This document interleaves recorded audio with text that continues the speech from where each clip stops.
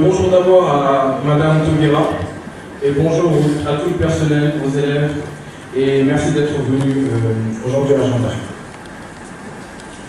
Premièrement, je veux d'abord vous expliquer la conception, l'idée du gouvernement scolaire. Comme toute institution française, on avait des CVL et CVC, conseil de vie lycéenne et conseil de vie collégienne. Pour changer un peu et pour préparer à la citoyenneté, on a décidé de former un gouvernement scolaire. Et en réalité, c'est quoi ce gouvernement scolaire? Ce gouvernement scolaire, on va dire qu'il s'inspire du gouvernement actuel des États. C'est-à-dire qu'on a un gouvernement composé d'un président, moi-même, d'un premier ministre, de ministères et d'une Assemblée nationale. Et vu que c'est la première fois de l'histoire de l'école qu'on fasse ce genre de gouvernement, on a aussi une commission de soutien composée de parents, de professeurs. Voilà. Donc c'est vraiment, pour moi personnellement, un entraînement personnel à la citoyenneté et ça forme vraiment les élèves à la vie de plus tard. Pour ce qui concerne la structure du gouvernement, en premier lieu, au-dessus du gouvernement scolaire, on a le Conseil constitutionnel, constitué bien évidemment de la proviseure Madame Tal, qui préside ce Conseil constitutionnel, et d'autres membres comme les CPE, Mme Sow, M. Bidet, M. Samy, professeur d'histoire géo, Mme Mann, chargée de la communication. Et en dessous de ce Conseil constitutionnel, on a le gouvernement scolaire.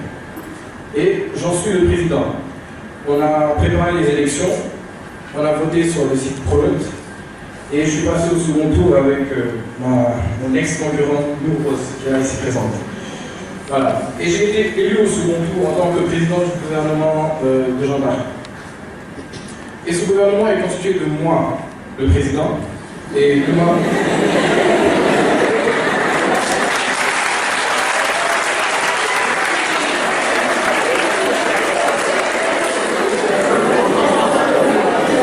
Et de ma première ministre, Koumba Ndiaye.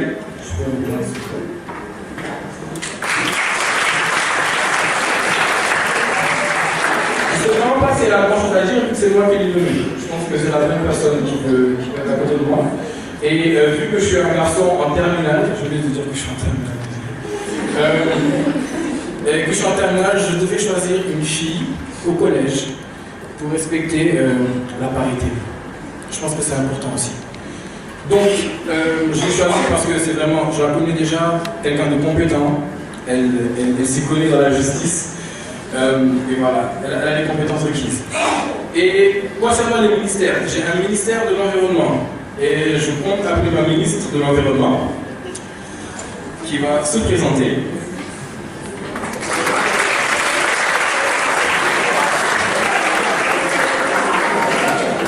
Bonjour à tous et à toutes. Je m'appelle Aïssatou Koudiakassé, j'ai 11 ans et je suis en 6e SA, école ISG.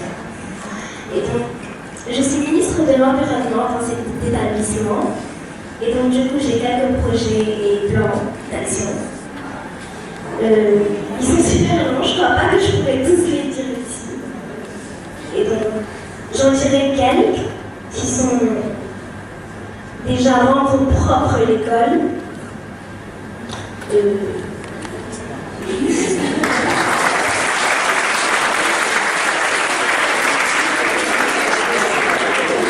Après, j'en suis sûr, vous connaissez tous ce moment où il y a tellement de choses à dire, on ne sait plus quoi dire. Dommage, la ministre de la Santé, Fatima Takal, en CTMD, n'est pas présente à une évaluation de sport. Donc je continue avec la ministre des Finances, Esther Namitié, qui est en place.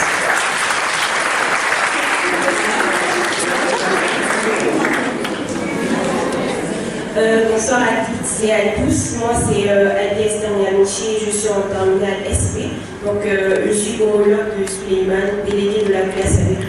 Et je suis très honorée d'être la ministre des Finances.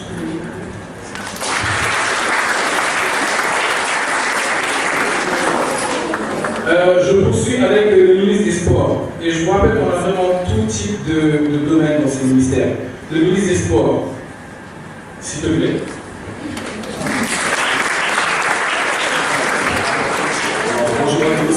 Vincent, je m'appelle Frère Issa, je suis en classe de seconde. Alors tout d'abord, je tiens à remercier Suleiman pour avoir élu en tant que ministre du sport. Ce projet me tient à cœur, car j'espère vraiment grandir dans un milieu sportif et je ferai tout pour y arriver.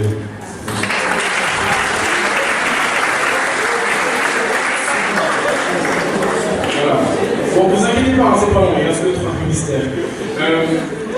Ensuite, j'appelle la ministre de la Citoyenneté et Sociale.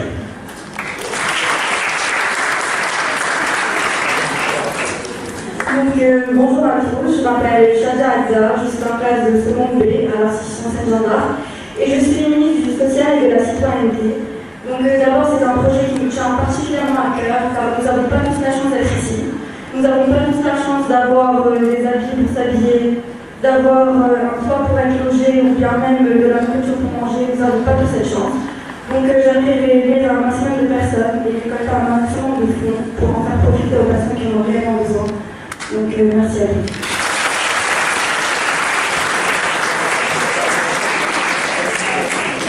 Bon, j'appelle l'avant-dernière qui est Memouna Ndiaye. Memouna, s'il te plaît.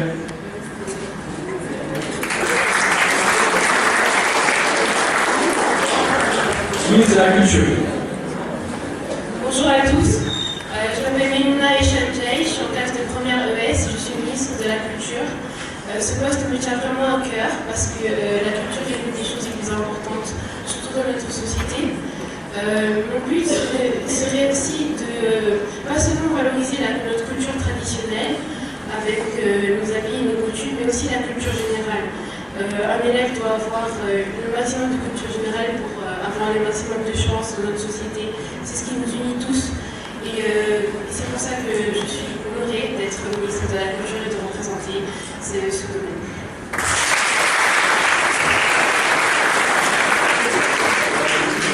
J'imagine que vous vous dites enfin, parce que c'est le dernier ministère.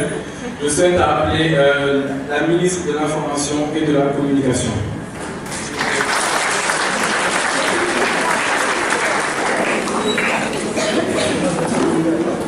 Bravo. Alors, bonsoir à tous, je m'appelle Khazian Bledjemé, je suis la ministre de l'Information ainsi que de la Communication. Tout d'abord, je remercie Suleiman de m'avoir choisi pour occuper ce poste parce que la communication est la base de toute chose, c'est-à-dire qu'on pourra échanger à travers, vers l'extérieur et voilà.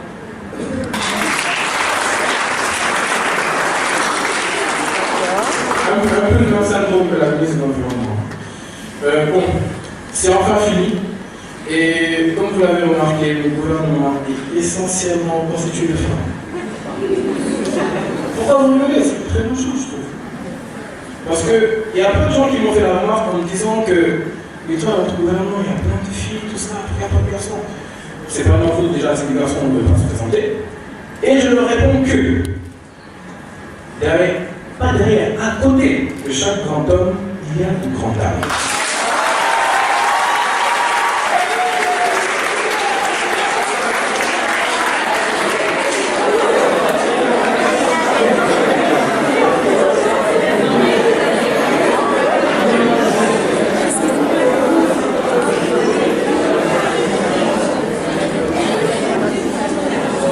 Donc voilà, après je ne vais pas rentrer dans le détail des projets de chaque ministère, elles vous ont déjà donné un aperçu en passant. Et après ce gouvernement scolaire que je viens de vous présenter, d'ailleurs qui est toujours en construction, vu que les ministres doivent choisir leur chef de cabinet, leur secrétaire, leur conseiller technique, c'est vraiment la totale. Hein. Donc après ce gouvernement scolaire que je préside, je tiens à laisser la parole au président de l'Assemblée nationale, qui a été élu hier par les députés, qui sont les délégués. Voilà, et qui va vous présenter brièvement un peu le concept de cette assemblée. C'est Pierre Bott.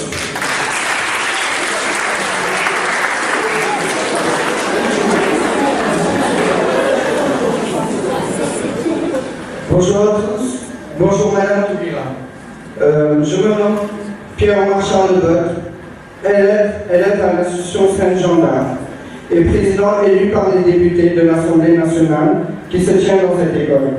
C'est un véritable honneur de vous recevoir dans notre établissement.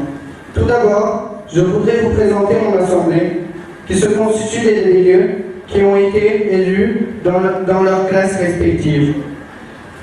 et qui sont devenus par la suite députés. Ces députés sont au nombre de 70. Il leur a été donné une insigne bleue et blanche qu'ils portent désormais. Quant à moi, mes fonctions sont d'une part de détenir une force de proposition pour aider le gouvernement scolaire, faire remonter les doléances, entériner ou amender les projets gouvernementaux. Cette assemblée se réunit tous les mois sous ma direction. Merci de votre écoute.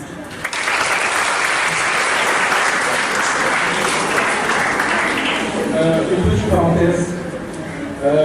Je vous précise que ce n'est pas tout le monde qui a le courage de se présenter devant un tel auditoire et de parler face au public.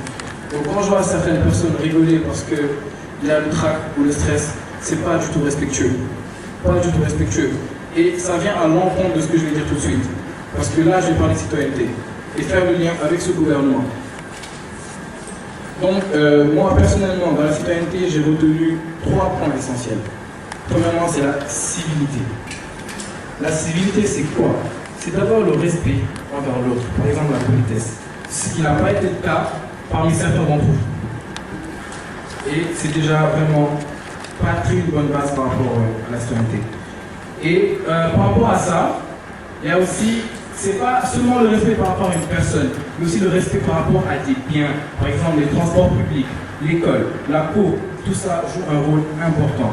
Du coup, bon, même si je sais que c'est le cas de certains d'entre vous, et peut-être même parfois moi-même, on jette des papiers, on va essayer de remédier à ça. Et ensuite, après la civilité, on a le civisme. Le civisme, c'est quoi? Le civisme, c'est le respect des lois et des règles. On sait qu'on ne peut pas tous respecter les règles. Il y a un nombre très important de règles. C'est pas facile, mais il faut quand même se donner. C'est un effort individuel qu'il faut faire de la part du citoyen. Donc, ce respect, cet engagement envers ce pays, c'est ce qu'on va appeler le civisme. Et il mélange plein de valeurs, comme la tolérance, le respect, et tout ça, ça rentre dans ça. Du coup, j'ai retenu que 3 points essentiels. Et le dernier, c'est la solidarité. Parce que comme vous le savez, on vit dans un monde où tout est conçu de projets. Là, par exemple, ce gouvernement scolaire, on veut aboutir à un projet. Dans le monde, on va aboutir à un projet. En France, on veut un projet. Partout dans le monde, on veut un projet. Et la solidarité, c'est quoi? C'est la contribution de tout un chacun dans ce projet. Et pour réaliser ce projet, il faut que chacun s'implique. Donc l'engagement personnel est très important dans la citoyenneté. Voilà, c'était le point sur la solidarité. Et pour vous montrer que on avance vraiment dans le monde, vous voyez dans cette école, j'ai formé un gouvernement constitué essentiellement de femmes, ce que l'on ne pouvait pas imaginer il y a quelques années. Et chaque ministère est lié à une partie de la citoyenneté, le civisme, la civilité, la solidarité. Donc je pense vraiment que c'est un très beau projet, un très bon projet pour préparer nos élèves, les élèves à venir, et peut-être même les grands de maintenant à devenir de bons citoyens. Donc,